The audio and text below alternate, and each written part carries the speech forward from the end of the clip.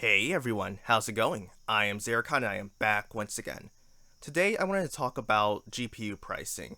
I know that the current situation about stock is a dumpster fire right now, but the manufacturers should be held responsible for how they've handled things. Nvidia has been ripping consumers off with the 3080 Ti, the 3060, and the 3090 to an extent. But now AMD is also jumping on board with the leeching. The 6600 XT, a card being marketed as a 1080p GPU, is being sold for $380. To AMD's credit, the card can do some gaming at 1440p, but it's not presented that way. The price to performance is not impressive. This card is being presented as an entry-level GPU. I know there are people out there who will bring up inflation and tariffs as the reason for these price hikes, but Gamers Nexus has pointed out that Nvidia and AMD's profit margins have increased from year to year as of late. The answer to this is simple: corporate greed. They're taking advantage of the situation with the silicon shortages to sell these cards for more than they're worth, and people are either desperate enough or financially carefree enough to buy these cards from them.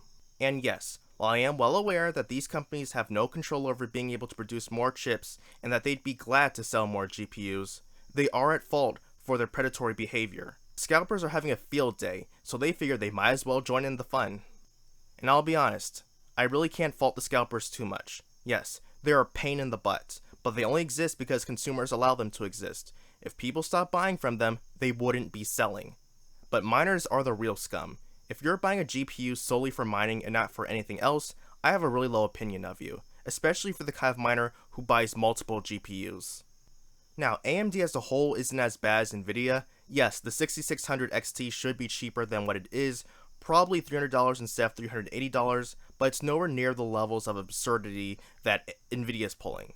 I said that the 3090 was overpriced to an extent. For the average gamer, it's a ripoff. That GPU is not a gaming card, but Nvidia marketed it as one, and for 8K gaming at that. You will not be able to use the card's VRAM to its full potential. However, if you do multimedia work like video editing, it's more acceptable, but I think it's still a bit too pricey.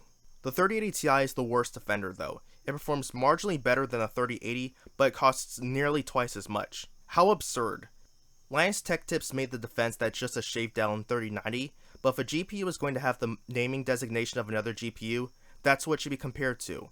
A 3070 Ti is compared to a 3070, the 2080 Ti is compared to a 2080, and same with the Supers, they're compared to the base model. If the 3080 Ti was called the 3090 Lite, then I could understand comparing it to that card, but it's not. Ti cards are supposed to reflect the increase in performance you get compared to the base model. At most, this card should have been the $1,000 it was rumored to be, maybe less than that. The only way I would recommend getting one of these cards is by buying them for less than their retail price. Now, you might think that I'm insane for saying that, but it was / lightly is possible to do this.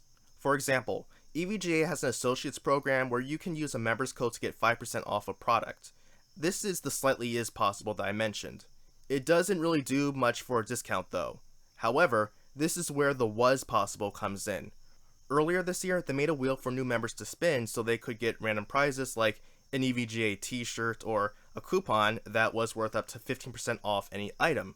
You could combine that coupon with the associates code and save some good money. I actually managed to get a 3080 Ti for just under $1,300, which is probably $100 more than it's worth, but in the end, I wasn't paying the asking price. And honestly, if it wasn't for the discount, I would not have bought it. The 3080 is the best high-end card to get on Nvidia's side. Unfortunately, on July 1st, EVGA removed the ability for new member coupons to be used with graphics cards, which sucks, but it was a great method for beating the system. If you're able to get a 3080 Ti or a 3090 for less than what's being asked for, do it.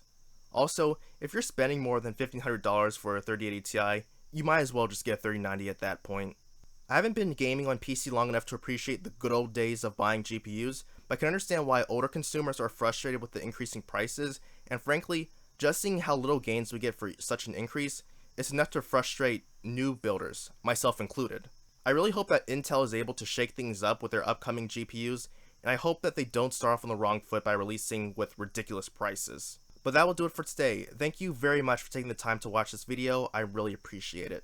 Let me know your thoughts on this. How tired of you of this situation? Have you managed to get a next-gen card yet? If not, are you just going to wait for the next generation of graphics cards or just stick with what you have? So until next time, everyone, I am Zerakon signing off. Have a good one.